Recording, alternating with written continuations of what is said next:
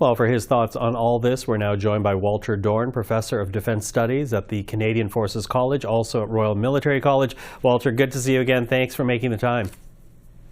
Good to be with you, Michael.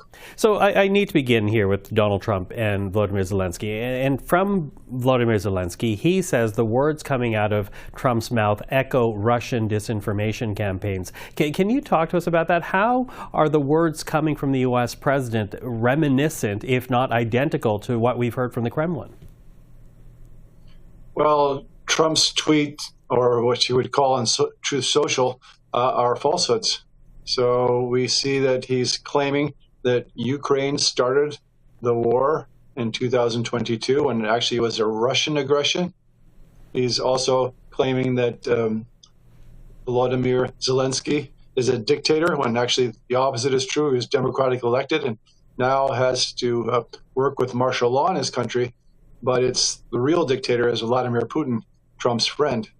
So what we're seeing is the United States, which was once a great defender of democracy, has become a supporter of authoritarian dictatorships.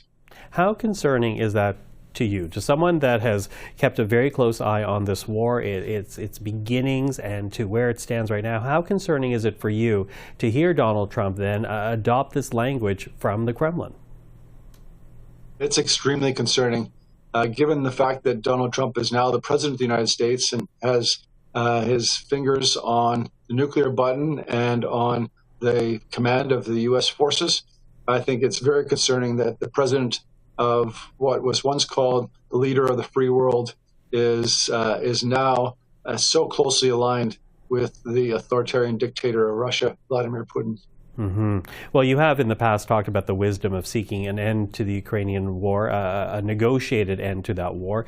I'm wondering if that still is a wise course of action, because here you have at the table the United States and Russia. You don't have Ukraine. You don't have Europe. And I think it's fair to say there's now a very big question mark as to how well the United States might be advocating for Ukraine at the table solely with Russia.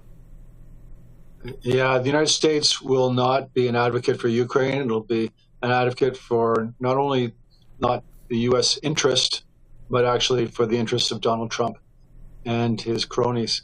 So it's a very sad situation. I do believe that a peace agreement is necessary, but it should not be like Munich 1938 when Neville Chamberlain signed a deal with Hitler that wasn't worth the paper it was on. And so I'm concerned that Trump will do the same thing with Ukraine that he did with the Taliban. When his administration, Trump 45, was negotiating with the Taliban, they made huge concessions and got the worst possible deal that set up the country, Afghanistan, for the fall of the democratically elected government. So it's a sad situation, and Ukraine is right to be outraged by the betrayal of the United States, which had supported Ukraine for so many years and decades, and now it looks like it's pulling the rug from underneath Ukraine. Mm-hmm. Now, you know, when it comes to a negotiated end, a potential end to this war, Russia has said that the fighting can only stop under a few conditions. They want Kyiv to accept the Russian-occupied lands in Ukraine. They want Ukraine to be excluded from NATO membership. They want sanctions against Russia to be dropped. If those conditions are accepted by the Trump administration, does that give Russia forgiveness for breaking international law and launching a war that has decimated Ukraine and killed tens of thousands of people? No, it doesn't give Russia forgiveness. It doesn't justify any of their actions. And you're right that the U.S. is leaning in the direction to give up on all of those key Ukrainian demands that Ukraine should not, I believe, give up a single square centimeter of its territory.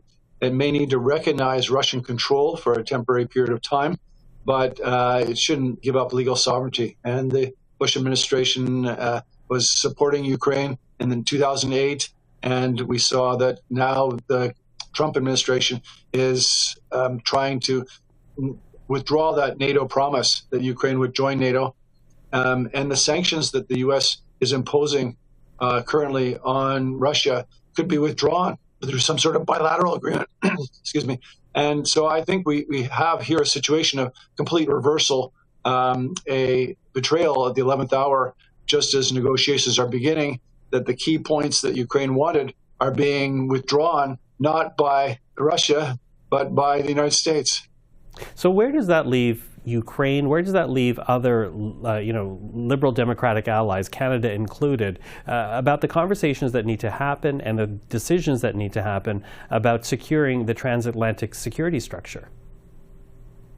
Well, it looks like Canada and the European nations are being sidelined in these bilateral conversations between Russia and the United States.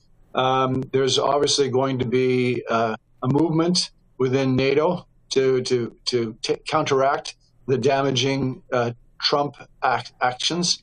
And I think that we'll see in the upcoming summit a large amount of protest.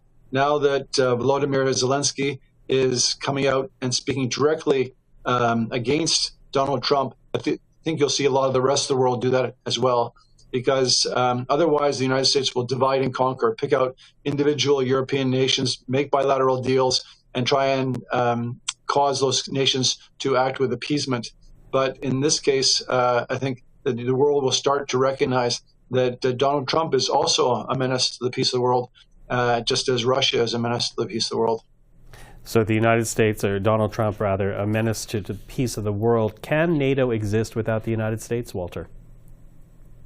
Well, the principle of NATO, when it was established, was to keep the Americans in, the Germans down, and the Russians out. Now we are concerned that NATO will find the Americans are only half in. We don't know whether Article 5 of the NATO Charter will actually be implemented, whether the U.S. will actually keep its word. We don't know whether Germany will stay down. I mean, if it comes up in a European context, it would be actually a good thing. But we'll also see that Russia can do more adventurous moves because it knows that NATO is becoming a paper tiger, and that if the United States, which is the backbone of NATO, is not able to support NATO, then it won't be effective at stopping Russia. Well, very somber words to consider. Walter, I always appreciate the insight to these things. Thank you for that. Thanks for having me, Michael. That is Walter Dorn.